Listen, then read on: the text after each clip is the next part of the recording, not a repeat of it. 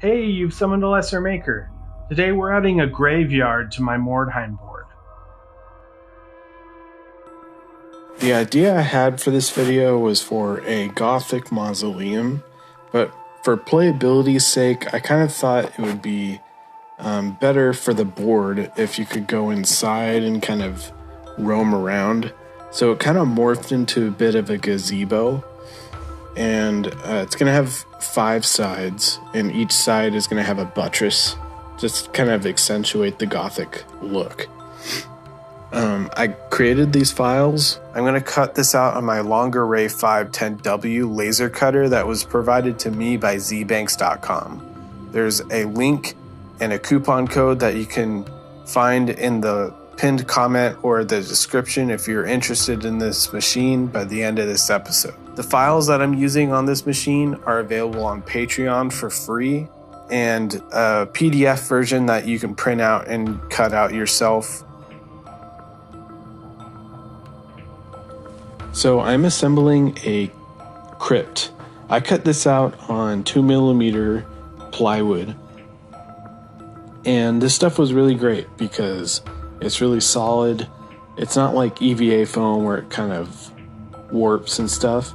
This is going to be a really solid bond, and all these tombstones are going to be 100% straight, and it ended up working really great. The nice thing about laser cutting is you could just cut multiples of things like this Crypt. You could do a whole graveyard like this where you just switch out the head and the foot tombstones with one of the other tombstones that have been laser cut, just to add a bit of variation to each Crypt, and it would add a lot of detail and variety. And I think having a whole board that's like this would be really interesting. Now I'm doing the gazebo part. I'm gluing 5 sections together in the middle, and that forms the cone in the center. I have extra 2 pieces that go with each section that had been cut out, and that goes on the outside cone.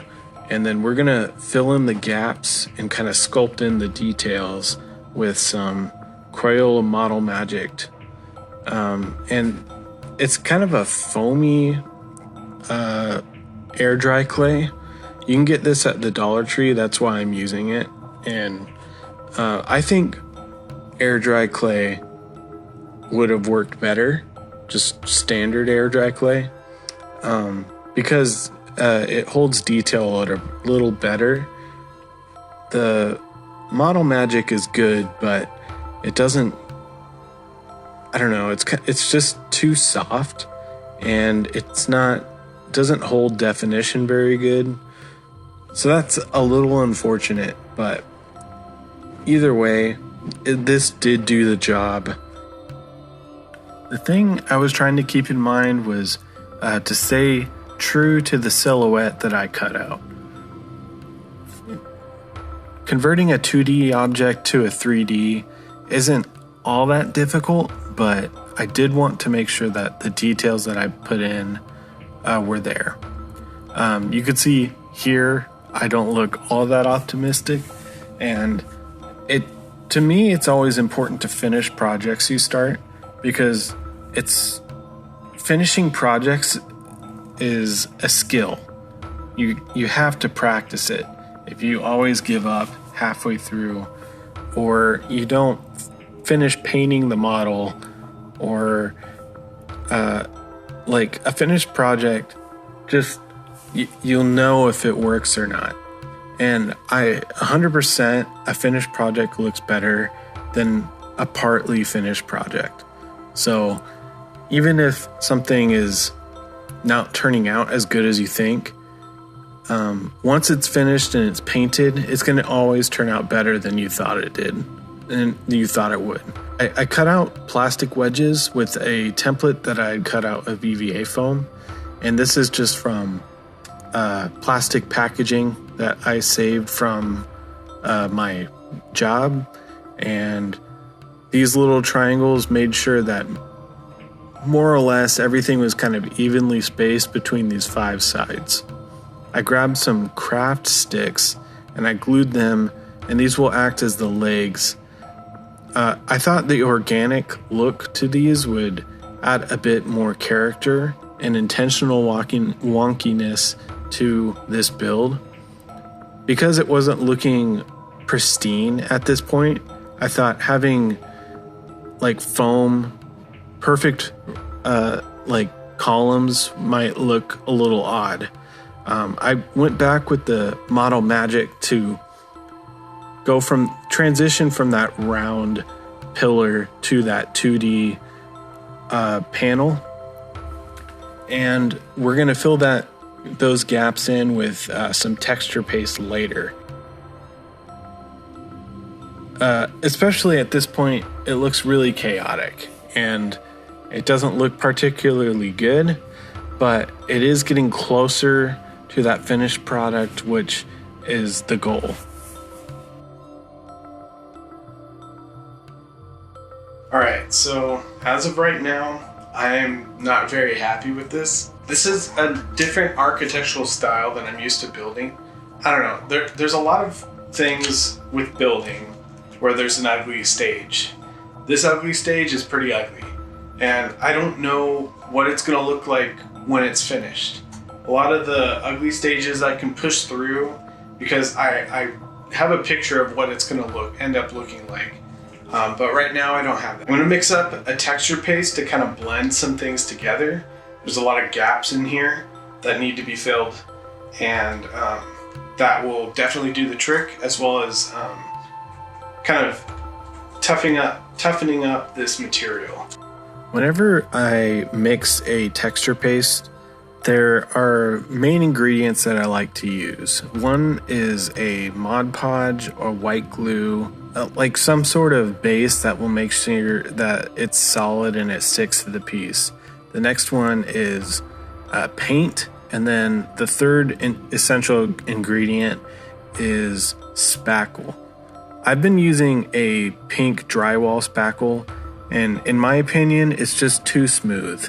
I used to use a Dollar Tree spackle, and it had a lot more grit to it, and that probably would have worked better on this piece because I wanted it to look more like concrete than a really smooth piece.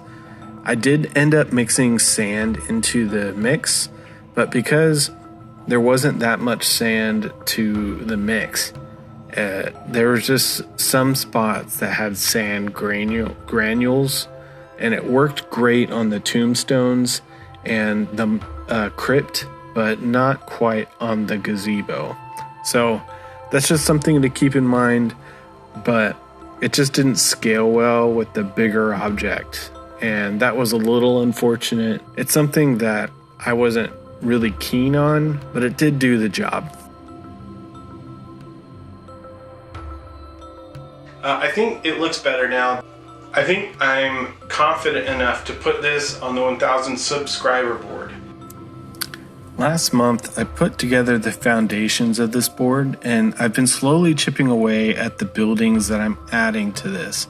I know that there's this one section of the board that I didn't really have a plan for, but now I'm quite confident that I want to add this graveyard to this section.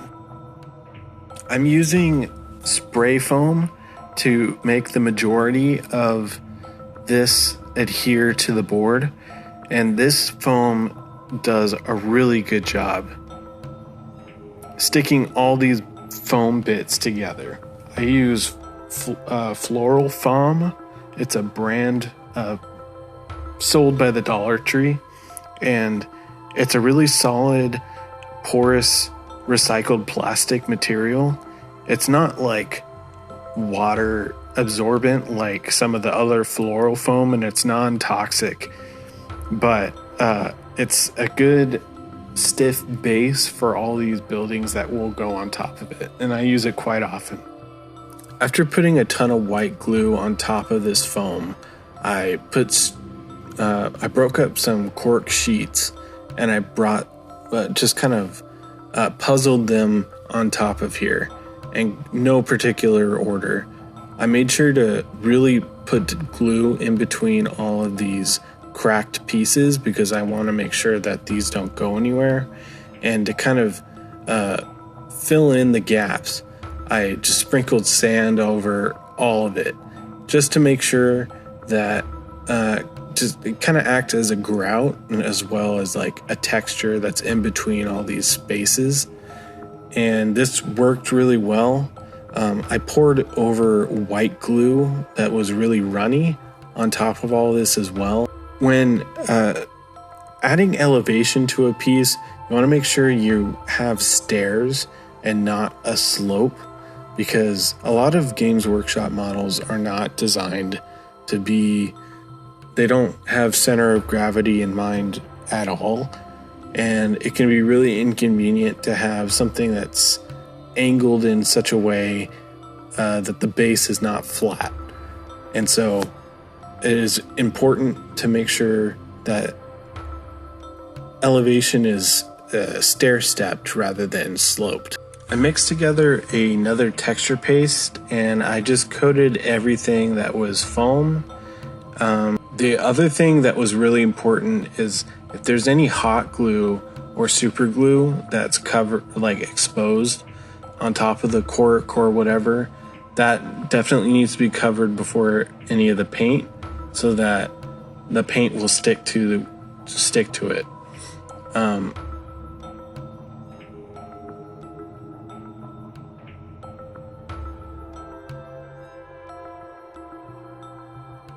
I just brushed on a ton of brown as a base coat for the ground texture, and I used a lighter color to sponge on all the edges and kind of model the texture in the middle.